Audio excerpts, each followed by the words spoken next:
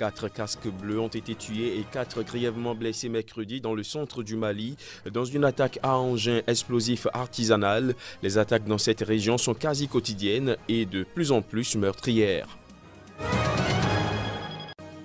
Le président ghanéen Nana Akufo-Addo a plaidé pour un plus grand rôle de l'Union africaine dans la résolution de la crise libyenne. C'était lors d'une visite en Allemagne, après avoir été reçu par Angela Merkel.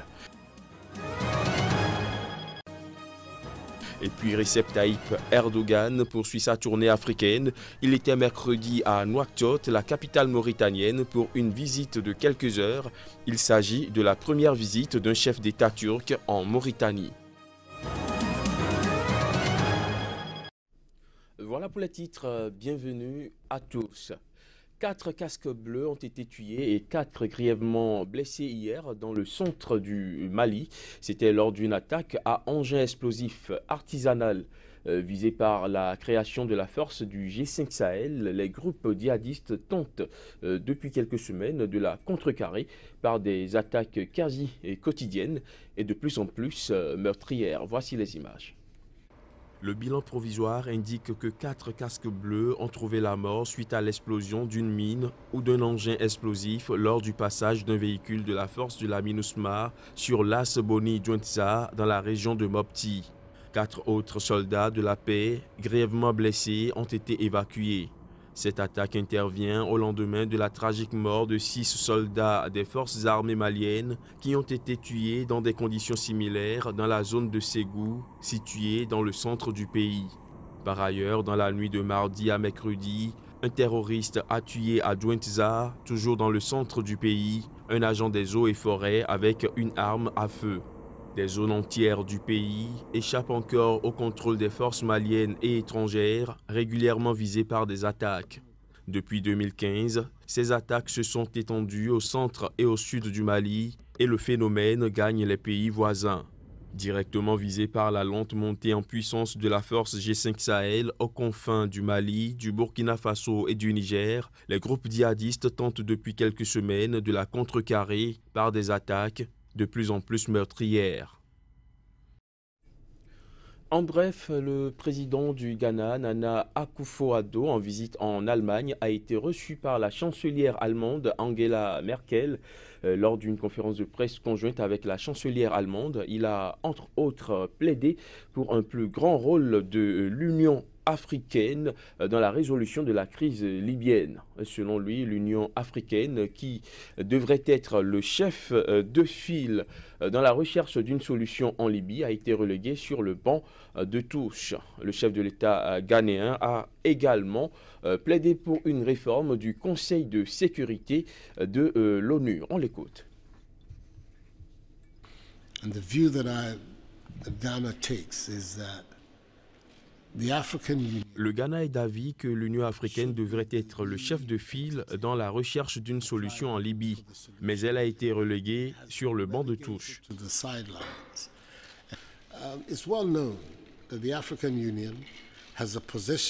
Il est bien connu que l'Union africaine veut une réforme des Nations unies et que la réforme globale exige une restructuration du Conseil de sécurité.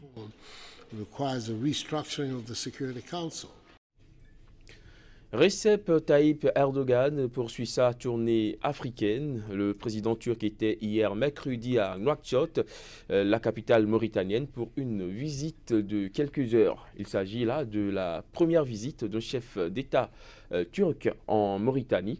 En provenance d'Algérie, il était accompagné d'une importante délégation d'hommes d'affaires. Les images. Recep Tayyip Erdogan a été accueilli par son homologue Mohamed Ould Abdelaziz à l'aéroport de Nouakchott, la capitale mauritanienne. Le président turc s'est entretenu au palais présidentiel avec le chef de l'État mauritanien avant la signature de plusieurs accords de coopération. Ces accords concernent le domaine de la pêche et de l'économie maritime, l'agriculture, le renforcement et la protection des investissements, le tourisme, la coopération dans le domaine des hydrocarbures et des mines, la circulation et le séjour des personnes, la présence en Mauritanie d'écoles turques et la coopération en matière des bourses de l'enseignement supérieur. Recep Tayyip Erdogan a quitté la Mauritanie en début de soirée de mercredi pour se rendre au Sénégal voisin avant-dernière étape d'une tournée africaine qui s'achèvera vendredi au Mali. Depuis son arrivée au pouvoir en 2003, le président turc a entrepris de renforcer les liens entre la Turquie et le continent africain, un effort qui s'est concrétisé notamment par la multiplication des ambassades turques et des dessertes de la compagnie Turkish Airlines. En parallèle, il s'efforce d'y combattre l'influence qu'a bâtie le prédicateur turc Fethullah Gülen, bête noire d'Ankara, qu'il accuse d'avoir fomenté le putsch manqué en 2016. Au Niger, l'affaire de trafic de bébés se poursuit. La Cour de cassation du Niger a repoussé au 11 avril son délibéré initialement prévu hier mercredi sur le pourvoi de l'opposant Hama Amadou. L'homme, on se souvient, avait été condamné à 1 an de prison. Voici les détails. Dès l'ouverture de l'audience mercredi à Niamey au Niger, la Cour a déclaré donner acte à l'avocat de Hama Amadou de l'exception d'inconstitutionnalité par lui soulevée. Le délibéré est donc prorogé au 11 avril 2018.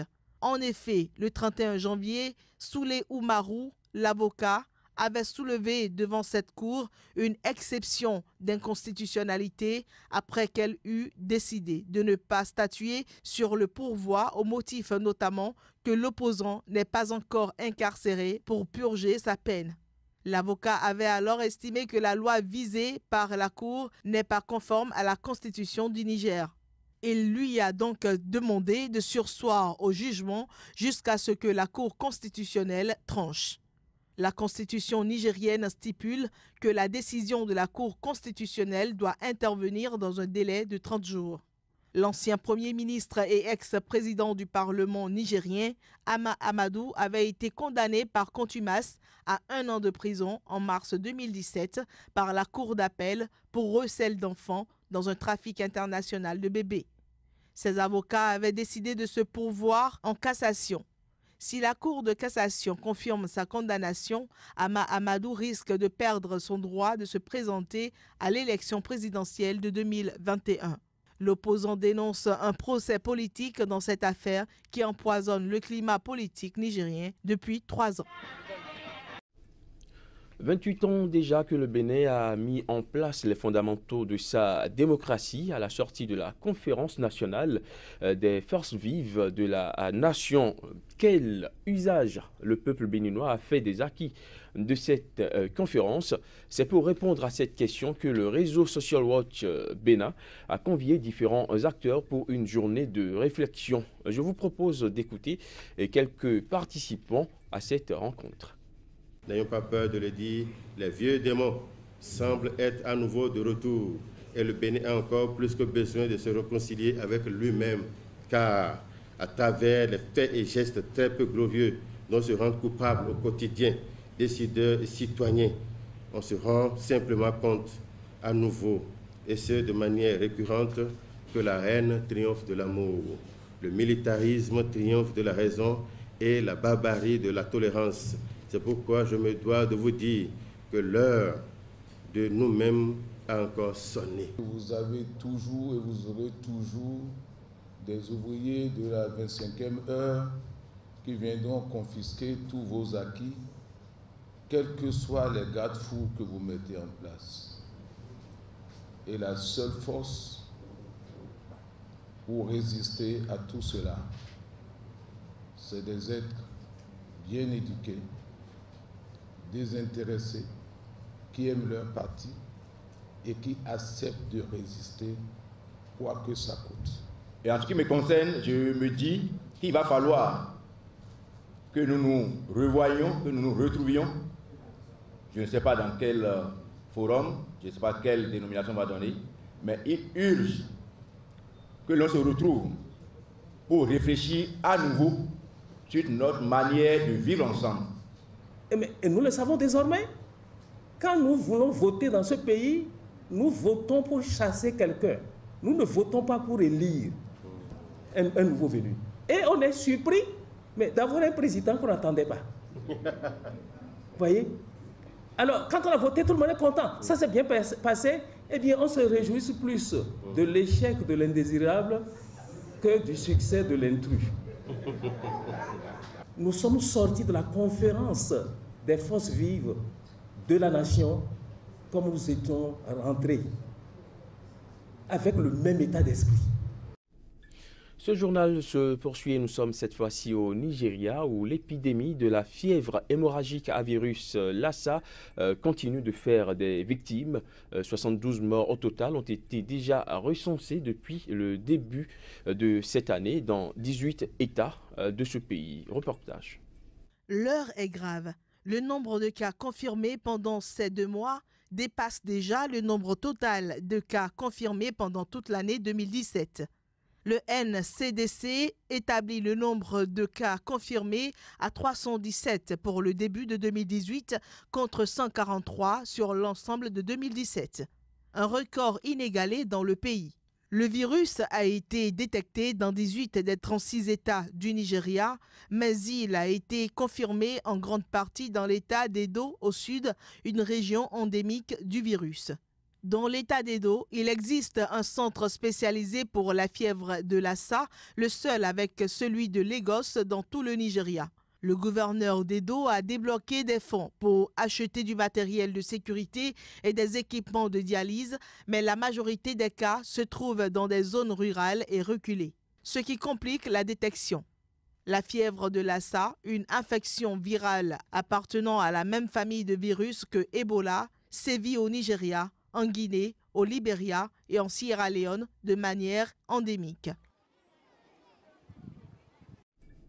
Hors du continent africain, de tout nouveaux citoyens britanniques ont prêté allégeance à la reine Elisabeth II.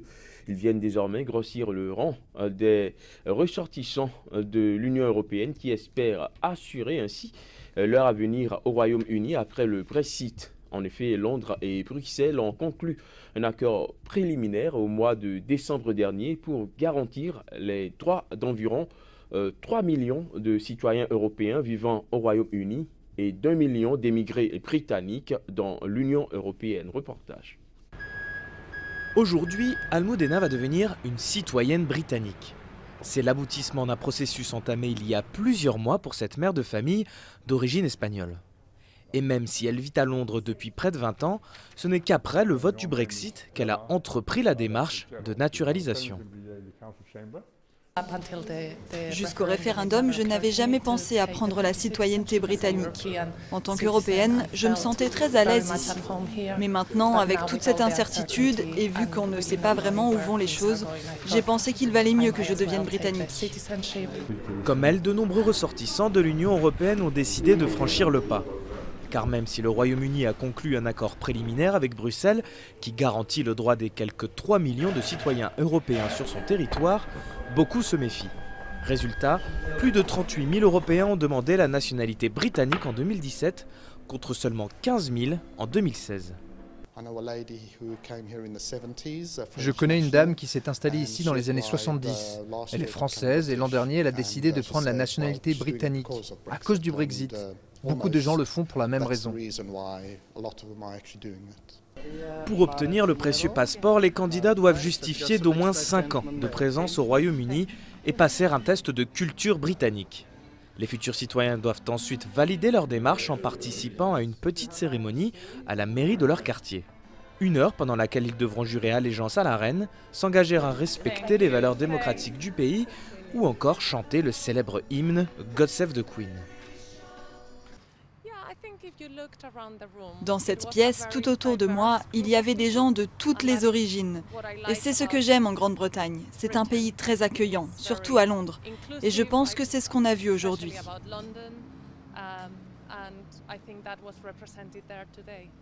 À l'heure du Brexit, beaucoup de ressortissants européens préfèrent devenir britanniques plutôt que de risquer de perdre certains de leurs droits. Une tranquillité d'esprit qui a un coût, environ 1 500 €. Fin de ce journal, merci de l'avoir suivi.